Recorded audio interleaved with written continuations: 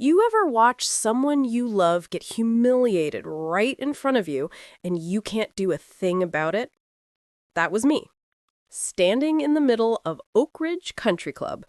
Marble floors, chandeliers, people sipping champagne like they were allergic to water, watching my mom's face go pale as the manager sneered, "I'm sorry, ma'am, this club is for members only." Except she was a member. She'd paid the fee, showed her ID, even dressed up just to fit in. But to them, she was the wrong kind of person. Too plain, too middle class, too not one of them. And when she whispered, "It's okay, honey," and walked out, something inside me broke. Because it wasn't okay. Not for me. Not ever again.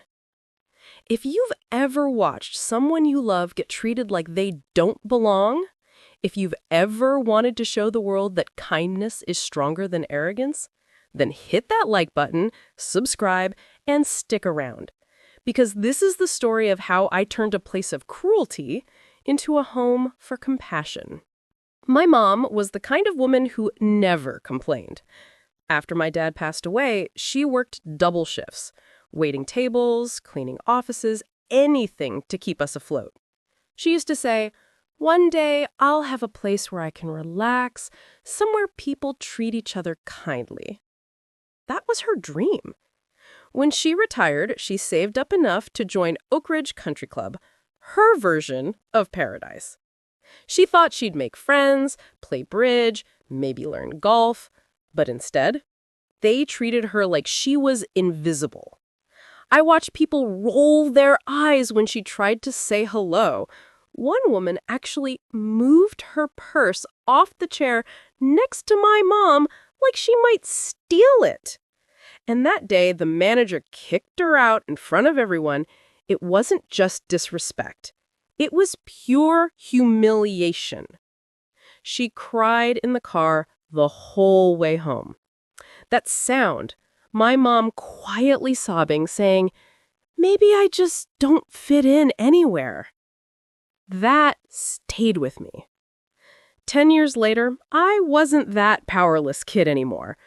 I had built a small real estate investment company, buying rundown properties, flipping them, turning them into something better. And one morning as I was scrolling through listings, I froze.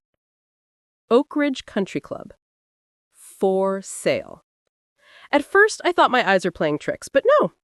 The same country club that had thrown my mom out was bankrupt. Apparently, bad management, debt, and a couple of lawsuits had taken them down. Karma, it seemed, was calling, and I was ready to answer. When I walked into that negotiation room, I wasn't angry. I was calm, controlled, even polite. The realtor said, "So, what are your plans for the property? A new resort, maybe?" And I smiled, "Something like that." The same manager, yes, the same man, was still there, desperate to keep his job. He handed me the keys and said, "So, will you be reopening the membership list?" I looked him straight in the eyes and said, "No.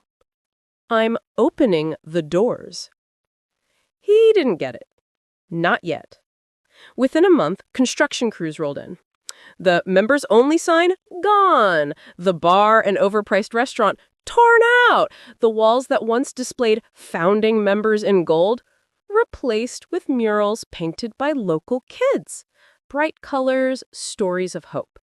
We renamed it the Oak Ridge Community Shelter. The place that once rejected people now welcomed anyone who needed help. Families without homes, veterans, single mothers, kids aging out of foster care. We built dorm-style rooms, a kitchen that served free meals, and classrooms for job training. The same golf course where men once bragged about their Teslas now had kids playing soccer and volunteers planting community gardens. And that marble lobby that used to smell like money? now smelled like fresh bread and hope. When we finally opened, I brought my mom there. She hesitated at the entrance. "I don't think I belong here, honey," she said softly. And I smiled and held her hand.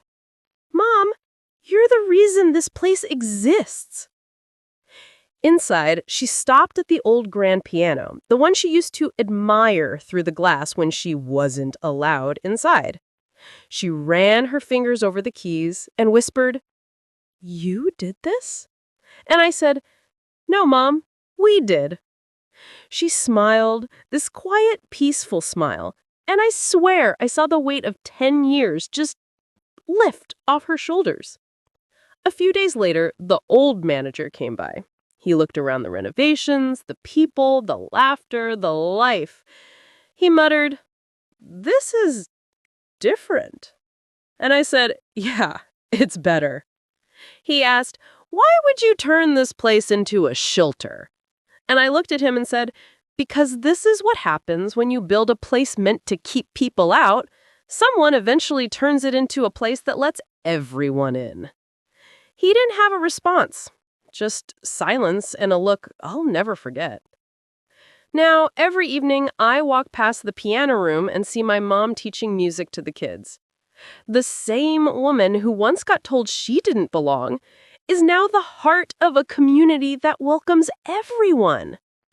Sometimes people ask if I did it for revenge. Maybe at first, yeah, I did. But somewhere along the way, it stopped being about payback and started being about purpose.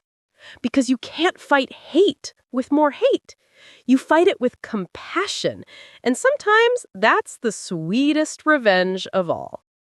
They built that country club to keep people like my mom out. And now it stands as a place that feeds the hungry, shelters the homeless, and gives hope to the forgotten. That's karma. That's justice. And that's love, the kind they'll never understand.